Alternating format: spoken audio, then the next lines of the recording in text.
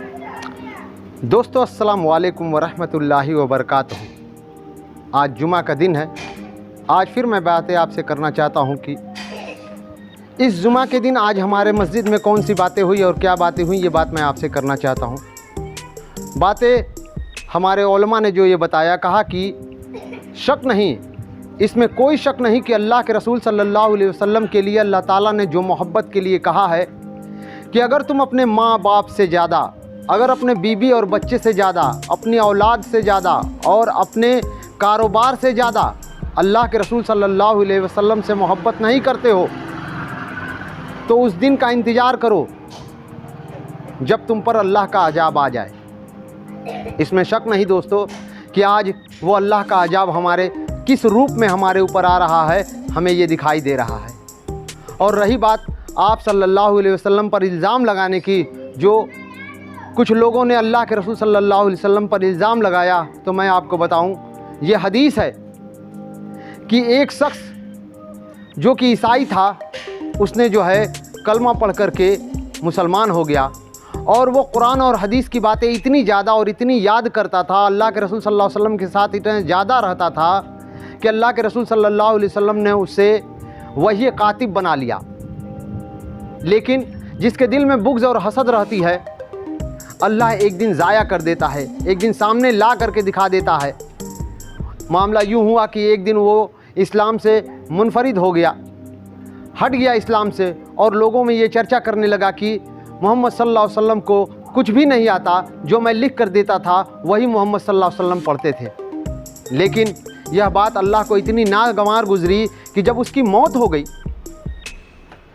तो मौत के बाद जब उसे दफनाया गया, यानी ईसाइयों ने ले जा कर के उसकी दफन कर दी, और सुबह जब देखा तो उसका जो शरीर था वो ज़मीन से बाहर था। तो ईसाइयों ने यह इल्ज़ाम लगाना मुसलमानों पर शुरू किया कि मुसलमानों ने ही खोद कर इनका शरीर बाहर फेंक दिया है। देखा नहीं, समझा नहीं, जाना नहीं, लेकिन इल्ज़ाम तराशी उन्होंने शुरू कर दी। फिर दूसरे दिन उन्होंने गड्ढा खोद करके उसे ज़मीन में दफन किया, लेकिन फिर देखते हैं क्या कि उसका शरीर बाहर फेंक दिया गया। तीसरे दिन फिर उसी इल्ज़ाम के साथ उन्होंने उनके शरीर को दफना दिया, और दफना करके फिर चौथे दिन सुबह देखते हैं कि उनका जो वो शरीर है वो फेंक दिया गया है।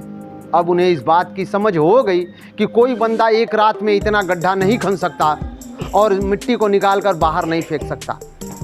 उन्हें समझ में आ गई कि आज ज़मीन भी इस शरीर को अपना नहीं रही है और बाहर फेंक दे रही है।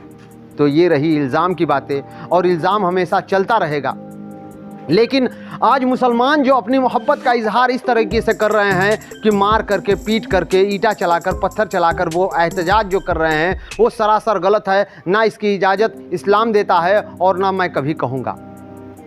अगर तुम्हें इस्लाम की बातें मानना है और मोहब्बत सल्लल्लाहु अलैहि वसल्लम से मोहब्बत दिखानी है, तो ऐ 20 करोड़ मुसलमान, तुम अपने काम धंधा को बंद करो और दिखाओ कि मैं मोहम्मद सल्लल्लाहु अलैहि वसल्लम के लिए सब कुछ छोड़ने के लिए तैयार हूँ। इंसान को सबसे ज़्यादा मोहब्बत अपने माल, काम धंधा से होता है। तुम यह एहतजाज दिखाओ कि जब तक नूपुर शर्मा गिरफ्तार नहीं होती है तब तक हम अपने काम धंधा को नहीं करेंगे। तुम्हें इस्लाम इजाज़त नहीं देता है कि तुम किसी दूसरे का नुकसान करके और एहतजाज करो।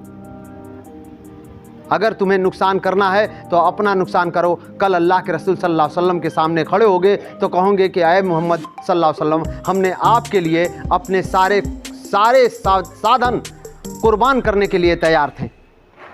न कि जब अल्लाह के रसूल सल्लल्लाहु अलैहि वसल्लम तुमसे पूछेंगे कि तुमने, जब किसी ने मुझे बुरा भला कहा तो तुमने क्या किया, वहाँ खड़े होकर कहोगे कि मैंने ईंटा चलाया, पत्थर चलाया। इस बात से अल्लाह के रसूल सल्लल्लाहु अलैहि वसल्लम को भी शर्मिंदगी होगी। अगर तुम्हें कुछ करना है 20 करोड़ मुसलमानों, तो एक दिन रोज़ा रखो और कहो कि मैंने अपना काम धाम बंद कर दिया है। जब तक नूपुर शर्मा की गिरफ्तारी नहीं होगी, दूसरे दिन रोज़ा रखो, तीसरे दिन रोज़ा रखो, काम बंद करो। ऐसे दिखाओ मोहम्मद सल्लल्लाहु अलैहि वसल्लम के बारे में मोहब्बत, तब कहीं जा कर के अल्लाह और उसके रसूल तुमसे खुश होंगे।